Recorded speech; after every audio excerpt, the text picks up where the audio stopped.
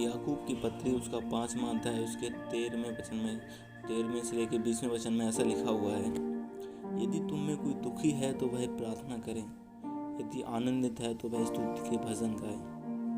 यदि कोई तुम में रोगी है तो कलीसिया की प्रार्थना को बुलाए और प्रभु के नाम से उस पर तेल मल कर उसके लिए प्रार्थना करे। और विश्वास की प्रार्थना के द्वारा रोगी बच जाएगा और प्रभु उसको उठाकर खड़ा करेगा। और यदि उसने पाप भी किए हों तो उनकी भी क्षमा हो जाएगी। मतलब अगर उसने पाप भी किए हैं तो उन पापों को भी क्षमा मिल जाएगी। वचन यहाँ पे साफ साफ कहता है कि यदि तुम्हें कोई दुखी है, कोई मन शोकित है, किसी प्रकार से परेशान है, किसी चीज़ से बहुत ज़्यादा दुखी है, तो वो क्या करे? वो प्रार्थना करे।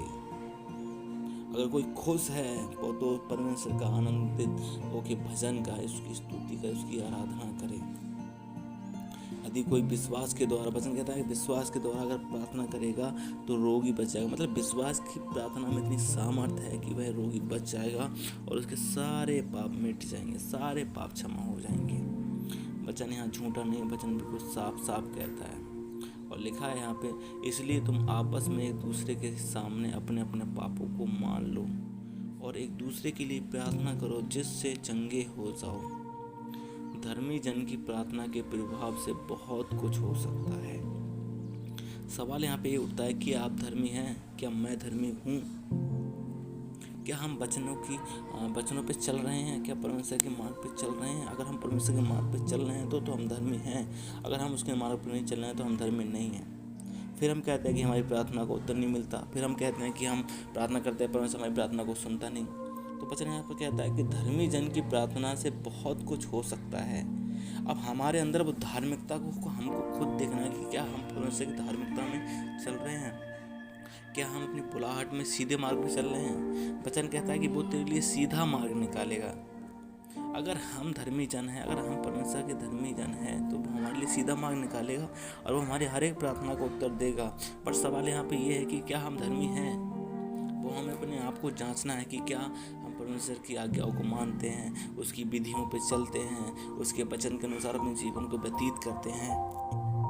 अगर हम ऐसा करते हैं तो हम धर्मी हैं, और हम धर्मी हैं तो हमारी प्रार्थना के द्वारा बहुत कुछ हो सकता है।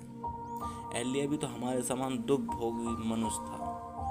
वो भी, उसके जीवन में भी दुख थे, सुख थे, सब कुछ था। वो भी एक मनुष्य ही था और उसने परमेश्वर से गिड़गिड़ा के प्रार्थना करी कि हे परमेश्वर, मतलब इस भूमि पर बारिश ना हो। उसकी प्रार्थना सुनी गई और आकाश से 3.5 साल तक कोई बारिश नहीं हुई। और उसके बाद उसने जब प्रार्थना करी तो उसके बाद बारिश हुई और पूरी भूमि फलवंत हुई। हे मेरे भाइयों, यदि तुम में कोई सत्य के मार्ग से भटक जाए और कोई उसको फेर लाए तो वह जान ले कि जो कोई किसी भटके हुए पापी को फेर लाएगा वह एक प्राण को मृत्यु से बचाएगा और उस पर अनेक पापों पर उसके पर्दा डालेगा। अगर हम किसी को फेर लाते हैं, अगर कोई संसारिक चीज़ में फंसा हुआ है, यदि कोई मनुष्य है और परमेश्वर की जानता है, परमेश्वर के मार्ग को नहीं मानता, उसको हम बताएं परमेश्वर का रास्ता कि परमेश्वर सत्य है और उसको हम फेर लाएं, तो हम किसी भी, हमारा जो प्रतिफल है वो हम किसी से खोएंगे ना, क्योंकि हमारे द्वारा एक जान बचाई जाएगी और उसके अनेक पापों पर पर्दा डाला जाएगा। तो हमारा जो वैल्यू है परमेश्वर के प्रति वो बहुत ज़्यादा हो जाएगी। परमेश्वर हमसे बहुत प्यार करता है, इसीलिए वचन कहता है कि अगर कोई दुखी है तो वो प्रार्थना करे, अगर खुश है तो प्रभु की स्तुति और गान करे, स्तुति करे, उसका धन्यवाद करे, उसकी स्तुति की गान गाए, उसके भजन गाए, परमेश्वर की स्तुति करे। और विश्वास से अगर हम प्रार्थना करेंगे तो जो रोगी है, जो भी परेशानी है, जो भी शरीर की दुख तकलीफ बीमारी है, वो सब चली जाएगी और वो रोगी उठकर खड़ा हो जाएगा। प्रभु उसके सारे पापों को माफ करेगा। इसलिए हमें भी एक दूसरे के पापों को आपस में मान लेना चाहिए। अगर हमसे कोई गलती गुनाह हुआ है तो हम आपस में उसको मान लें, आपस में दूसरे को बताएं कि मुझसे ये गलती हुई, उसको मान लें तो प्रभु भी हमारे पापों को माफ करेगा। और हम प्रार्थना करें, अपने आप को धर्मी बनाएं परमेश्वर के प्रति। हम अपने आप को जांचें कि हम क्या परमेश्वर के रास्ते पर चल रहे हैं। अगर हम परमेश्वर के सामने अपने आप को धर्मी बनाएंगे तो हमारी प्रार्थना के सामर्थ्य के द्वारा बहुत कुछ हो सकता है। फिर हमारी छोटी छोटी सी प्रार्थना भी सुनी जाएंगी, छोटी छोटी प्रार्थना को उत्तर मिलेगा। क्योंकि परमेश्वर हमको बहुत प्यार करता है। वो हमको पूंछ नहीं सिर ठहराना चाहता है, लेकिन क्या वो हमारे ऊपर है कि हम क्या ठहरना चाहते हैं। उसने हमारे लिए चॉइस दे रखी है, या नरक या स्वर्ग। उसने कोई जोर जबरदस्ती नहीं कर रहा, वो हमारे ऊपर है। उसने तो जो व्यवस्था थी उस व्यवस्था को उसने पूरा कर दिया। अगर कोई विश्वास करेगा तो वो अपने जीवन को पाएगा, नहीं करेगा तो वो नहीं पाएगा। तो हमारे ऊपर है कि हम अपने आप को धर्मी बनाएं और प्रभु के राज्य में प्रवेश करें। मैं प्रार्थना करना चाहूँगा आप सब लोगों के लिए। स्वर्ग और पृथ्वी को बनाने वाले सामर्थ्य पिता, मैं तेरा हृदय से लाखों लाखों बार फिर से धन्यवाद देता हूँ खुदा।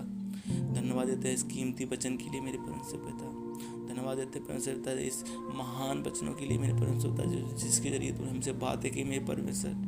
हम जानते हैं खुदा कि तू हमसे बहुत प्यार करता है परमेश्वर पिता। हम जानते हैं परमेश्वर पिता कि तूने कहा है कि तू मुझसे प्रार्थना कर और मैं तेरा सुन के उसका उत्तर दूंगा मेरे परमेश्वर पिता। हमारा मन, जिन भाइयों का परमेश्वर जो वीडियो को देख रहे हैं मेरे पिता, किसी का मन दुखी है परमेश्वर पिता, वो टूटे मन से तेरे सामने आया है मेरे पिता, उसकी प्रार्थना को उत्तर दे मेरे परमेश्वर। तेरा वचन कहता है कि अगर तुम में कोई दुखी हो तो वो मुझसे प्रार्थना करे परमेश्वर पिता। जो भी दुखी है मेरे पिता, उसकी प्रार्थना को उत्तर देना मेरे परमेश्वर पिता। जो भी दुख तकलीफ बीमारी इनके घरों में है मेरे पिता, उन घरों से परमेश्वर शैतान के सारे बंधनों को तोड़ते हैं आज यीशु मसीह के सामर्थ्य नाम में मेरे पिता।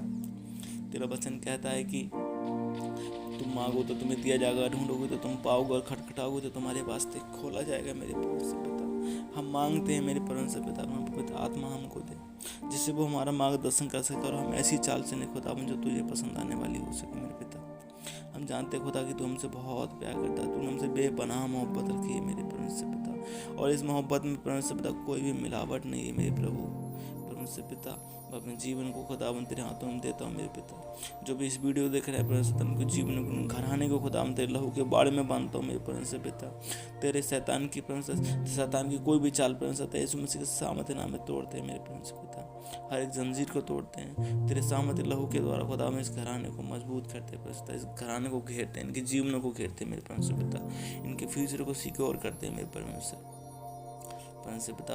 सारी बातों में तुझे आदर महिमा देते हैं, जीवन में पहला स्थान देते हैं। विनती उद्धार करता मसीह यीशु के सामर्थ्य नामों को मांगते हैं। आमीन, आमीन और आमीन।